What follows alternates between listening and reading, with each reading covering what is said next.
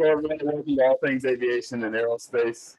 I'm Vince Mickens, and we are live here at the Airbus Pavilion at the EAA AirVenture, biggest show on earth, as they like to say. And it truly is. It's amazing what's been going on here. I really enjoyed talking to a couple of your colleagues yesterday, Amanda and John, and it's great to have Jeff Knittle. Jeff Knittle is the chairman and CEO of Airbus Americas. Welcome to All Things Aviation and Aerospace. Vince, thanks for having me. Yeah, it's a terrific event. It's a pleasure. So you've just arrived and you're getting ready to get into the groove of things and everything. Why don't we start? We have a lot of ground to cover in terms of some of the things that Airbus is doing. You guys have been busy. So why don't we start a little bit about your background? But our viewers, they like hearing, how you got into aviation and how this became a career for you. Well, for me, it started really in college. Okay. I made a decision early on that aviation was interesting. I wouldn't say that I knew a lot about it, but it was something that really interested me. I had a friend of mine who was going to Embry-Riddle Aeronautical University, which I'm sure you're familiar with. Absolutely. And I thought it would be great to see it and see what was involved. I had the opportunity to do that. And quite honestly, Vince, I got the bug. And once I did that, obviously I went down there. I got a degree in aviation management. And importantly, not only fell in love with aviation, but most of my close friends, even today, are in aviation. A lot of them, one of my closest college friends I worked with for 35 years. Wow. So it became a group that we really enjoyed each other, enjoyed the passion of aviation and many friendships. For me, after Embry-Riddle, I had the opportunity to go to work for Cessna. At that time, they had something called co-op programs, which were essentially intern programs. Right. So I went up to Raleigh, North Carolina, which they called as a zone office back then. Okay. And got the opportunity to work one summer.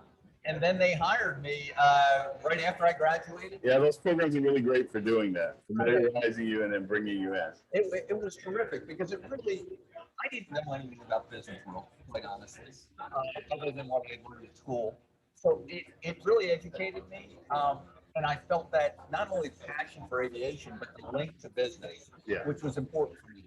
So I was in North Carolina for a couple of years, and then I had the opportunity to move to Morristown and actually become what they termed then a regional representative, which as I describe is instead of having a company car, I had a company airplane. And I would get a 172 or typically a single engine airplane, and I would fly around the Northeast and show people the airplane, finance airplanes. It was just So you started that early on. Oh yeah, as a matter of fact, I'm not sure if Cessna realized when they hired me out of Embry-Riddle, I had an aviation management degree. I did not have an aeronautics degree. Right. I didn't have a pilot's license. Right. So, and that's I was just about to bring that up because most people, when you say Embry-Riddle Aeronautical or Purdue or UND or any of those, they automatically think the pilot track and going to professional pilot track at that, and going to the airlines at that. But you picked aviation management and you went a whole different path. And I went a whole different path, and it worked out terrifically for me. But the time I thought it was still heavily immersed in aviation. Still heavily immersed. I obviously had a lot to learn, but Cessna was kind enough to actually pay for my flight training. Okay. So I then got my pilot's license when I just started traveling around. After the fact. After the fact, had a great time. I got engaged, and my wife determined, or my soon-to-be wife determined, that this flying around and never being home, I was probably traveling 28 days a month. Okay. Because there was no reason not to. Right. And talking to people that I really enjoyed. On someone else's time. On someone else's time. We came to the conclusion it was a great job at that time for a single guy, probably not a perfect job for a soon-to-be married guy. So you're shifting there. I shifted, and what was interesting is I had one of the Cessna dealers recommended me for a job. Okay. With a financial institution at that time, Manufacturers Hanover Leasing. Okay. you may not be familiar with Manufacturers Hanover now, but at the time it was the third largest bank in the world. Right. And it has now rolled into, through aggregation and mergers, JP Morgan, which you probably. Absolutely. Yeah. So I had the opportunity to interview to become what they called an aviation manager and pull together their aviation business. I was probably 27, 28 years old. So you're coming in entry level. And here's the problem. Okay. I was interviewing for a position that was not entry level. Okay. And what they were, you have to remember, this was 1982. Right. And the leasing business was embryonic. And, Right. and if you look at the leasing business today, it probably finances 50% in some form or fashion of all the commercial airplanes around the world. Right. Back then, it was probably 1%. It's a huge industry, and it's something that a lot of young people don't know about.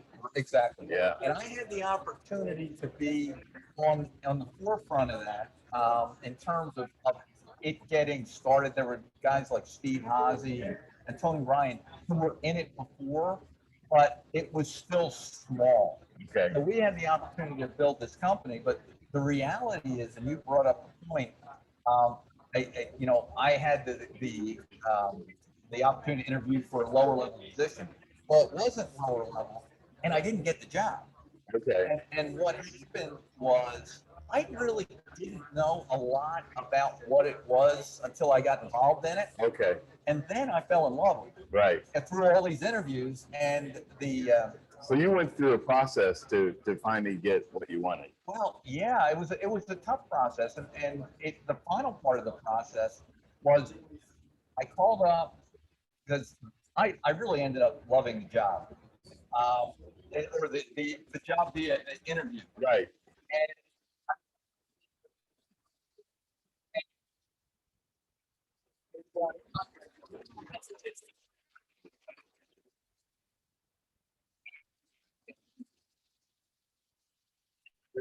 There we go.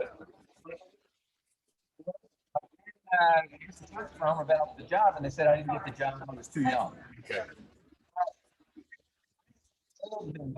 Being a bit brash, but I told the headhunter that, look, you can convince these people that I'm the right person. Sure. And I don't know where that confidence came from, but I Well, you're determined. You knew it was something you wanted to do. exactly. And I went back in, re-interviewed, and quite honestly got the job. And then had the opportunity to get involved in the industry and really learn. I was so blessed that as a relatively young person, very senior people in the industry kind of took me under the wing. There were people in the airlines Right. and taught me about the industry, about airplanes. And you learned things about the industry that you had no idea I had no idea. existed, really. The fact is, Embry-Riddle gave me a great education. Sure. They gave you a base to work from. Absolutely, but there's only so much that they can do in Exactly. a few years, right? Yeah. Having, I think, a passion.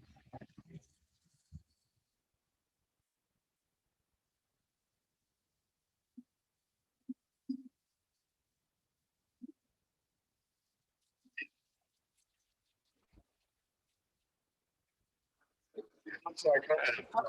And the bottom line is, all of those people through the years allowed our team to build a really interesting company. Aerospace. We built that. It ended up, I probably bought and sold well over 1,000, maybe thousands of airplanes, commercial airplanes in my life. We got involved not only in the commercial airplane sector, but also in the corporate. So you've seen both sides. I have. Actually seen all sides. I've seen a lot of it. Yeah. And I haven't really been involved. Now I'm involved because of Airbus's involvement Right. on some of the space and defense side. Okay. But I can't say that I had a real depth of knowledge, but we've got a great team and they've been really helpful in bringing me up to speed. So, How did that transition happen of you ending up here at Airbus? well, So after 35 years of building the CIT, essentially at the end of the day, we created a lot of value and value for the shareholders. And the shareholders, the board made a decision that they wanted to sell the business and create value for the shareholders. Okay. So we sold the business to the Chinese at that point in time, and I decided to retire. Oh, wow. I had worked, I laugh, I look back at my career. Now I traveled extensively. I also commuted in the New York City. So I was commuting each way an hour and 15 to an hour and 30 minutes each way. Wow. That takes a bit of a toll. It does. And I just needed a break. And once I got that break, the then CEO of Airbus, a guy named Tom Enders, Yes. had called me. We were good friends beforehand. One of the things that I didn't mention is we were one of Airbus's and Boeing's, but primarily Airbus's largest clients. Okay. So I had the relationship. And Yeah. I knew almost all of the senior team very well. So when I retired, Tom called up, look, we have this role. We think you would fit it really, really well. And after 9 months or so, my wife and I think more of my wife, made the joint decision I'd be better off working than hanging around the house causing problems for her. So she's still influencing. She was still influencing. And by the way, when we talk about careers, I'm really blessed in that my wife, my family, but my wife was so supportive and actually involved in a lot of the things Decisions that I and did. everything. Decisions, but beyond that, she could go to an air show, and she I don't know how many Paris or foreign shows she's gone to, but she would know a lot of people. I mean, a lot of people. Wow. So, and as I had A mentioned nice earlier, package. What you do and her supporting. and a lot of our friends, couples, Yes. aviation people. Right. And so it all ties together and the anchor to that is aviation. Right. Absolutely. And the ups and downs, right? This is not a business for the faint of heart. So what's the first thing? Don't worry, I'm going to still talk about Airbus and all the things you're doing. But this is a great conversation for the young. What's the first thing you would tell them based on all the experiences that you've gone through and how you went to an aeronautical university, you did an aviation management track, and then that even had twists and turns before you found what you wanted? So a couple things. One, I was blessed to be in an area that I really cared about. Okay. And I would also say it's important to think about what you are I know I always tell people, look, I never intended to be the CEO of anything. I never thought about it, and I didn't know what it meant. But I knew I wanted to learn more and be better at what I was doing every single day. Gotcha. And I never felt, even to this day, that I have enough knowledge. So I always felt that I needed to reach out, understand more, know more people. And I think the aggregation of that allowed me to build the career that I did. Okay. But it wasn't I am going to be CEO of this. It never was intended. And I honestly say that I didn't even know what that meant. What I did know is what my boss's job is and others, and that I wanted to be really good at what I did with the idea that I could move up someday to the next job. Okay. And then ultimately I learned it was about building great teams and, Absolutely. about people. And I've always felt comfortable around people. I've always had confidence in the teams that we built. And aviation's a team sport. You can't do it on your own. I mean, you can pretend you do it on your own, but the reality is it's a group of people working hard to do things together. Yeah. And this alignment is really what creates the difference, Vince. Yeah. And I think those are the things that were important in my career. but I was blessed to be around really good people who gave me opportunities. Yeah, and you You know, built those relationships and have continued to do so. I think relationships are critical. Yeah, I talked about how I had no idea that this person referred me to the job that probably changed my career, right. right? And you go on, and it's all about one, being a person of integrity, right? I hope people look at me and say, Jeff has integrity. I might not agree with him on everything, but I trust him and value his opinions. And that builds on itself so that you can build the partnerships and the relationships going forward. Well, and on that theme, so when you took the job here as the CEO of Airbus Americas, you were interviewed a lot, but I noticed a common theme in your interviews.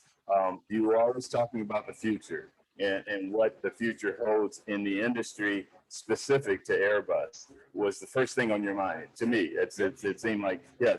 So we were doing great things. But what does that mean going ahead? How does that impact the environment, et cetera? Which brings me to sustainability, which is a major push with you guys.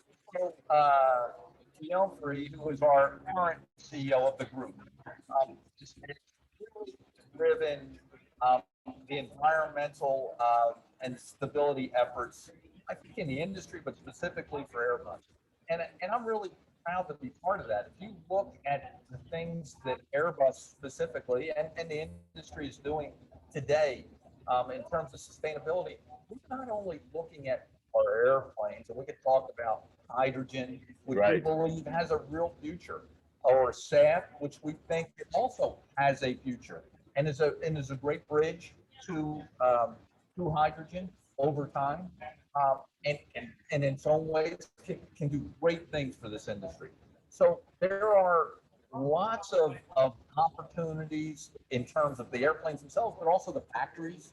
Whether it's plastics usage, water usage, you can go on and on. Right. And I think that Airbus, leadership, quite honestly, has really pushed hard to drive the industry in that direction. That doesn't mean others haven't done the same, but I'm pretty proud of where Airbus is in terms of sustainability and the efforts. And we've got lots of people working on this.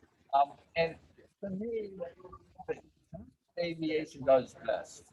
If you look at it, whether it was going from the piston airplane to turboprop to the jet engine and now on to maybe hydrogen in the future in 2035, it's a forward-looking industry, and it's an industry that evaluates risk, understands risk, and then even the opportunity to invest in those things. It's funny, I was talking to Amanda Simpson yesterday, your vice president of research and technology, and we were talking about the clean burn.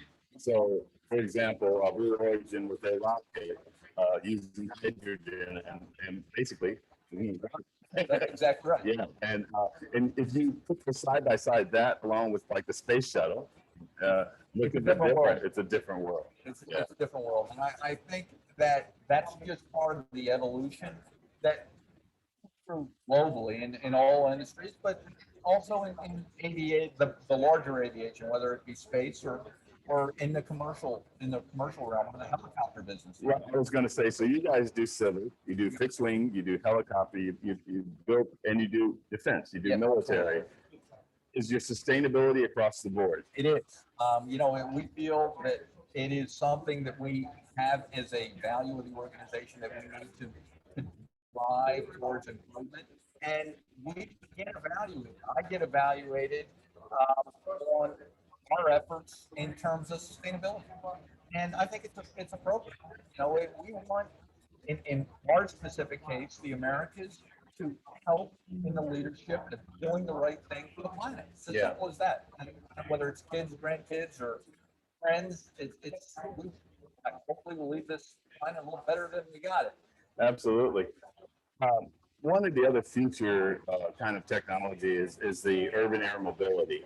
How does urban air mobility fit with you guys in terms of where, and I know there's you've already heard there's things you're working on you can't talk about yet. Right. How does that fit with where your thinking is, particularly as it relates again to the environment, sustainability? So if you think about it, almost what we're working on in its entirety for urban air mobility is to focus on electric, right? And that has Which is challenging for aviation. it's absolutely challenging, but we've proven certainly with our Vahana project and our City Airbus project that we can do this. It's not easy, and the solutions aren't always obvious, but there is a drive from the consumer to want to do this, to have that mobility, and the key for us is to do it in first and foremost a safe fashion. Yes. If we're going to be if Airbus is going to be involved in something, it's going to have the Airbus brand. It will be safe. We Right. don't push, the whole things away to focus on safety first, and then it's about making sure that the product works, it's reliable, and really does the job. So it's an evolutionary process. We started Vahana several years ago. It taught us a lot. That program has been closed. City Airbus took some of those learnings, Okay. and they're building on that, and that's the process we're going through. See where the market is. Yeah. Everyone knows exactly where that No, market is. that's everybody's still trying to figure it out. For our younger viewers, can you explain a little more about those two projects? How they came about the transition? Was started, and it's basically what I call one of our innovation labs in out Silicon Valley. It's a company we named AQ, and we brought in some great engineers to come up to work on the front end. Young engineers on Young that. engineers. You're overweight. Super nice. There were a lot of young engineers, Yeah. and they were able to relatively quickly bring Vahana to test flight phase. It flew many times autonomously, and there were a ton of learnings. It was all electric, burst power, so multiple engines. It really was, quite honestly, just using the term cool. Did you guys bring a model of that here a few Yes, years ago? Yeah, Like we did. 3 years ago? Yeah, I look back, we missed the year, so Yeah. it was 3 years ago. Yeah, okay. I thought so. And it was a lot, I think at that time it was kind of the talk of the show. And It was a looker, it was, yeah. The bottom line was, As we say in aviation, it was sexy. I like that. It was sexy and cool. Exactly. But there were learnings. Right. Those moved to City Airbus, which is being run by our helicopters organization. Okay. And you might Which imagine, makes sense. which makes sense. They understand the protocols and processes and the like in terms of safety, and you put the two together, it's pretty impressive. So Wow. it's a process we're going through. We'll see where the market is. Okay. But you can imagine that we have a lot of expertise in the area, and I would say we're on top of what's happening there. I'm pretty proud of where we are. So where do you guys see the future going, just in general? What's your overview of it for Airbus and just with all your experience in the industry? Vince, as you have pointed out, we're in 3 major areas, whether it's space and defense, which is certainly topical with Blue Origin and Space, and we feel we can be part of that infrastructure. Our satellite business is really we have terrific technologies, and it is technology that gets you there. We think we're well positioned there. Our helicopter business, a lot of people don't know, but here in the U.S., we build the Lakota, which is the training helicopter for the U.S. Army. Right. And it's done really well. We've built over 450 of them for the Army, and that business has been very good for us. And we're very proud of how that helicopter has performed for the U.S. Army. Obviously, we have the parapublic business. We have a large share of the quote unquote commercial market. The airline market, yeah. You would argue here in the U.S. we have a 60% share. Yeah. Our 125, which is sitting right over here, I think we're calling it heli camping. I haven't seen it before, but it's kind of cool. It's got bicycles on the rack on the side on the runner. So on the skates, there's bicycles, and then we have camping equipment there. So for all these people that want to buy a helicopter and come out and camp, we're set up for you. Yeah. So, and then obviously, the EMS business and the like has been core to a lot of things that, Airbus has done. As a matter of fact, one of the, if not the longest businesses in the U.S. has been our helicopter business. Right. It's doing really well, but it's been in the U.S. for 50 years. Yeah. So once upon a time, probably good. Well, that's exactly right. You've done your homework. Well, I actually visited your facility in Marseille. Oh, terrific. Yeah. Marignan. Yeah, I mean, so yeah, and then also in Texas. Grand Prairie. Yeah, Grand Prairie. Yep, and we have a large facility in Mississippi. Oh, you do? Okay. We do a lot of our production in Mississippi. So the teams have done really, really well there, and I'm proud of what they've done. Don't tell any of these fixed wing people, but I love helicopters as much as I do fixed wing. As I said, I grew up as a fixed wing guy. But I get the opportunity now to spend some time on the helicopter side, and I'm getting convinced that's pretty cool. It's cool, yeah. It's kind of flying, but very cool. It's a neat business, not only business, but what it does and what it brings to. We talked about the military, but more importantly, you look at EMS and the great things it does in terms of emergency medical, and now one of the big things is what the Customs and Border Patrol work, some of the local police organizations. Medevac, of course. Medevac. So all those things have been really positive for the helicopter industry and de facto for Airbus. Right. So that's been great. And honestly, the commercial side of the business, which, Airbus's brand is famous. Yes. Let's face it, we've been around now for 50 years. Hard to believe. I'm talking about globally. And we've had a significant footprint now in the U.S. for quite some time. We're producing our A220 and A320 series airplanes in Mobile, Alabama. Right.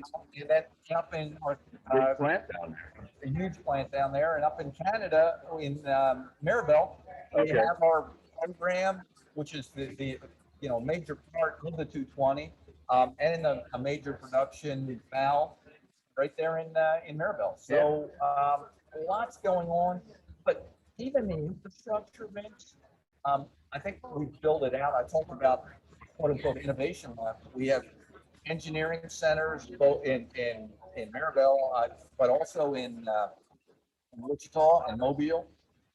We've got our headquarters for the Americas in Herndon, Virginia. I know, right by Dallas Airport. And then we have our defense business, which is located in right outside of DC in Arlington. So we've got I think a lot going on, and I think you'll see us continue to grow. Yeah.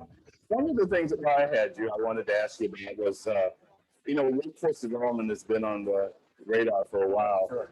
Prior to the pandemic, it was being discussed pretty heavily about the challenges of pipeline and bringing new people in. And now that the pandemic is slowly moving behind us, that's coming up again, not only in terms of pilots and mechanics, but just about every aspect of the industry is in need. And this relates back to bringing young people in. So you might imagine I spend a lot of time with CEOs of airlines and other types of companies. And I have to agree with your comment. As a matter of fact, the acceleration of the demand for labor in general is increasing.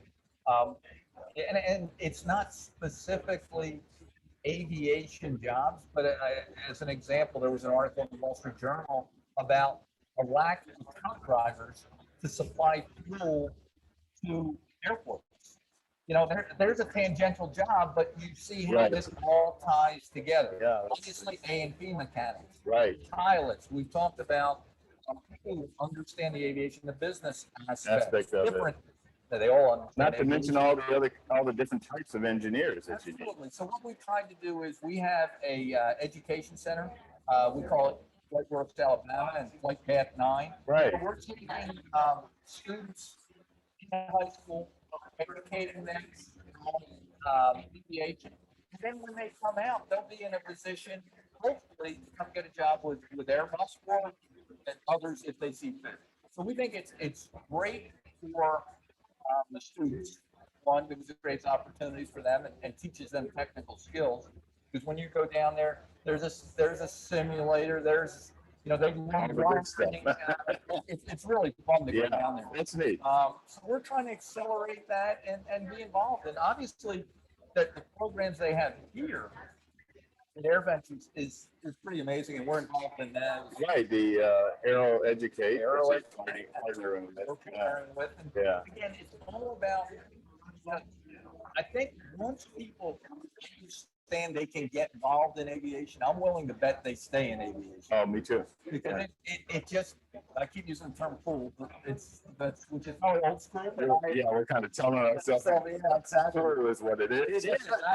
I think we have a responsibility to make sure that people understand the opportunities in aviation. Sure. Whether it's in the defense and space business, helicopters, aviation engine, on and on, and then all the sub parts in it. Yeah. A&P mechanics. Everybody thinks about pilots, but there's so many other in aviation. I talked about my career in aviation leasing. Right. Exactly. And become such a big industry that I think the opportunities are enormous for young people going forward. Yeah. One of the things as we wrap up here, but one of the things I think is really cool is that you are here at this show. You guys come every year. And it was funny. Somebody walked up and said, "So how many airplanes have you sold?" And it's like, well, no, we're not here to sell airplanes. Like we're here to talk about what Airbus is, etc. I just want to get your take on that. One, I think it's important for Airbus as a company to be involved in what I would call, this isn't, I don't know how many 100,000 people come here. This year is supposed to be close to 700,000. 700,000 people during a week. Get exposed to aviation, get exposed to Airbus. I mean, the German Air Force, as you probably saw, brought in an A400M, yes, which we built, and yes, we're very proud of. So that interface with the community, Airbus, the education aspects, is all tied together. There's lots of, people don't realize they're running the airline CEOs because they enjoy this also. Right. And I'm not here to, we're all just here in some way, part of the community, and in awe of these 700,000 people who are literally, some of which are sleeping under the wing of the airplane. Over 10,000 planes are here. And that means 10,000 people bring them in at minimum. So that's pilots. And then there's the campers and the motor homes and the. I had an opportunity, Vince. We probably have to go, but I you're fine. To go up in the tower and watch. Oh wow! What a view, huh? Well, and their coordination. You think about bringing in 10,000 airplanes here and how they do it and how they orchestrate it. It really is unbelievable. I had the opportunity to go. I was thinking about this since 1982. I would guess hundreds of air shows. I went, and some of the biggest, like Paris and Farnborough, every year that they've had it, essentially since '86. Okay. And then a number of smaller air shows. But I will say, in terms of pure aviation enthusiasm, hard to beat this. No, I agree with you 1,000%. I always wanted to go to the show since I was a teenager and didn't start going until about 15 years ago. So, and I remember the very first time I came to it, and it was a little smaller back then, but it's just, if you want to get immersed, and what I always say is, if it flies, it's here. Without a doubt. We talk about enthusiasm and the like, but there are people that come up with some ideas, and you walk around and see, there's going to use the term things, but they're not things. They're flying vehicles of some sort that are just super imaginative. Well, and I think because they call it the Experimental Aircraft Association, a lot of people have home builds. think that some of that, in some form or fashion, looking at the bigger picture, translates to companies like Airbus. I think anybody who's smart pays attention to everything. I mean, Right. it's an aggregation of ideas. It's usually not one single thing. Exactly, that's my point. But the way to do that, this relates to the beginning of our discussion, you have to keep your eyes open and learn. Right, It's about continuous learning. Yeah. And that doesn't stop. right, When you're running companies or whatever it is, you have to continually learn or you're going backwards. And coming to the AirVentures is a learning experience. right, And absolutely. it just has the added benefit of being fun. As we wrap up, anything you'd like to say about Airbus that you'd like to close with and share with our viewers? I would just say I think Airbus as a company, we're proud to be involved in aviation. The teams, I think, we're all contributing to a greater good in aviation, and I think Airbus feels that we are a major part of that. And within the Americas, we want to contribute to that also. Aviation can do a lot of great things for you. We truly connect the world. And doing that in a safe and efficient manner, Yes. environmentally friendly manner is important, and we're just proud to be involved in that, and hopefully in some leadership way. Well, Jeff, I know you're a busy guy, so it's been a pleasure to have you on All Things Aviation Aerospace. This is Jeff Knittle. Jeff is the chairman and CEO of Airbus Americas, and I was able to snag him for almost an hour. So I'm proud of myself. No, I'm just kidding. Thank you for being on the show and everything. Thank you. And thank you, everybody, for watching. And for those of you who are out here, hope you're enjoying EAA AirVenture, and we'll catch up with you guys again next week. Take care. Take care. Bye now.